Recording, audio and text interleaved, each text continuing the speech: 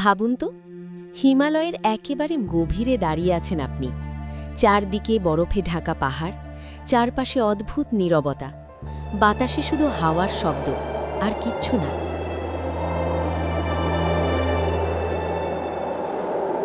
এই নীরবতার মাঝেই আছে একটা ছোট্ট হ্রদ। বাইরে থেকে দেখলে একেবারে সাধারণ মনে হবে, কিন্তু গরমের সময় যখন বরফ একটু একটু করে গলতে শুরু করে, তখন দেখা যায় এক ভয়ঙ্কর দৃশ্য। হ্রদের জলে ভেসে উঠছে মানুষের মাথার খুলি। একটা দুটো নয়, ডজনের পর ডজন, শত শত কঙ্কাল।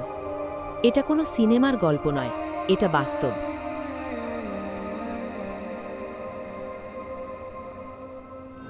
স্বাগত জানাই আরও একবার আমাদের সাইবি চ্যানেলটিতে। যারা আমাদের পাশে আছেন তারা আমাদের পাশে থাকুন। আপনাদের মতামত আমাদের অনুপ্রেরণা যোগায়। যারা নতুন তারা আমাদের চ্যানেলটিকে সাবস্ক্রাইব করে নেবেন। শুনতে পাবেন এই ধরনের অনেক অজানা তথ্য।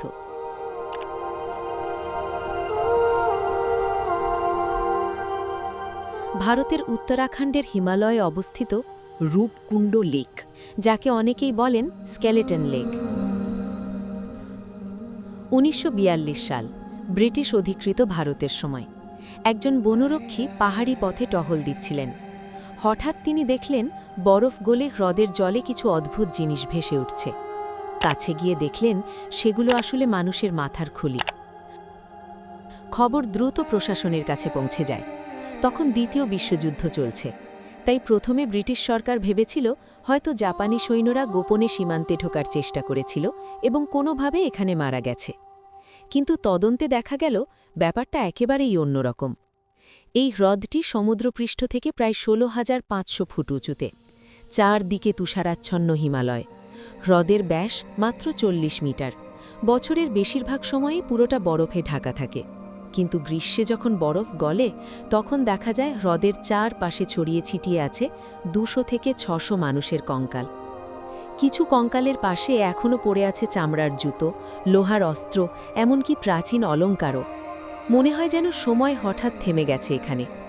কত হাজার বছর আগের সভ্যতা যেন হঠাৎ করে ফিরে এসেছে আবার। এই রহস্যের উত্তর খুঁজতে বহু বছর ধরে গবেষণা চলেছে। 2004 সালে আন্তর্জাতিক গবেষকদের একটা দল এসে ডিএনএ পরীক্ষা আর কার্বন ডেটিং শুরু করে। ফলাফল শুনে সবাই অবাক। এই মানুষগুলো মারা গিয়েছিল প্রায় 800 থেকে 1200 বছর আগে, কিন্তু সবচেয়ে অদ্ভুত বিষয়টা ছিল অন্য জায়গায়। বেশিরভাগ কঙ্কালের মাথার খুলি ভাঙা, কিন্তু শরীরের অন্য কোথাও বড় কোনো আঘাত নেই। মানে তারা যুদ্ধ করে মারা যায়নি। তাহলে কিভাবে মারা গেল এত মানুষ? গবেষকরা খুলির আঘাতগুলো ভালো করে পরীক্ষা করে দেখলেন। আঘাতগুলো গোলাকার, যেন ওপর থেকে শক্ত কিছু পড়ে মাথায় লেগেছে। এরপর তারা একটা সম্ভাব্য ব্যাখ্যা দেন। সম্ভবত এই মানুষগুলো ছিল একটি তীর্থযাত্রার দল, যারা দেবী নন্দা দেবীর পথে যাচ্ছিল। হঠাৎ পাহাড়ে শুরু হয় ভয়ঙ্কর শিলাবৃষ্টি, কিন্তু সেটা সাধারণ শিলাবৃষ্টি ছিল না। প্রতিটি শিলার আকার প্রায় ক্রিকেট বলের মতো বড়।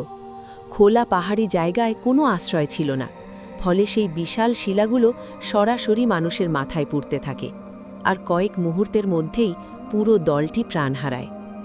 কিন্তু গল্পটা এখানেই শেষ নয়। স্থানীয় মানুষের মধ্যে এই ঘটনাকে ঘিরে আরেকটি উপকথা প্রচলিত আছে।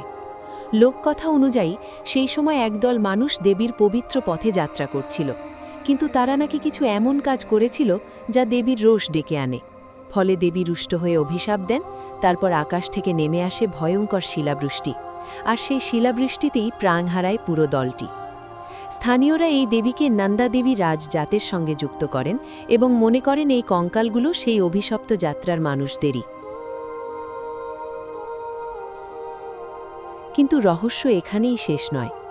2019 সালে আবার নতুন করে ডিএনএ পরীক্ষা করা হয়, আর তখনই বেরিয়ে আসে আরেকটা বড় রহস্য। এই কঙ্কালগুলো সবাই একই জায়গার মানুষ নন। কিছু মানুষের ডিএনএ মেলে ভারতের স্থানীয় জনগোষ্ঠীর সঙ্গে, কিন্তু কয়েকটি কঙ্কালের ডিএনএ মেলে ভূমধ্যসাগরীয় অঞ্চলের মানুষের সঙ্গে। ভাবুন তো, প্রায় 1000 বছর আগে ইউরোপ বা ভূমধ্যসাগরীয় অঞ্চল থেকে মানুষ কিভাবে এই দুর্গম হিমালয়ে পৌঁছে গেল। আজকের আধুনিক যুগেও যেটা কষ্টসাধ্য, সেটা সেই যুগে কিভাবে সম্ভব? তারা কেন এসেছিল? তীর্থযাত্রা, বাণিজ্য, নাকি অন্য কোনো অজানা উদ্দেশ্য? এই প্রশ্নের উত্তর আজও অজানা। আজও যখন ট্রেকাররা রূপকুণ্ডের পথে যায়, বরফ গলে বেলে মাঝে মাঝে সেই কঙ্কালগুলো দেখা যায়। যদিও অনেকগুলো এখন সংরক্ষণের জন্য সরিয়ে নেওয়া হয়েছে, তবুও কিছু হাড়গোড় এখনও পড়ে আছে হ্রদের আশেপাশে, নীরবে। এই কারণেই রূপকুণ্ড লেক আজও বিশ্বের অন্যতম রহস্যময় প্রত্নতাত্ত্বিক স্থান।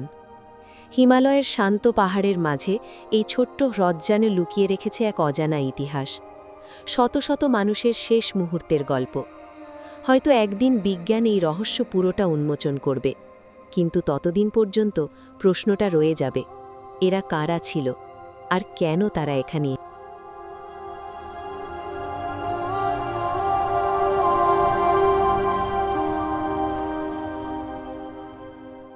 ভিডিওটি আপনাদের কেমন লাগলো আমাদের কমেন্ট করে অবশ্যই জানাবেন। আপনাদের মতামত আমাদের অনুপ্রেরণা যোগায়। আর চ্যানেলে নতুন হলে অবশ্যই সাবস্ক্রাইব করতে ভুলবেন না, এতে আমাদের মনোবল বাড়ে।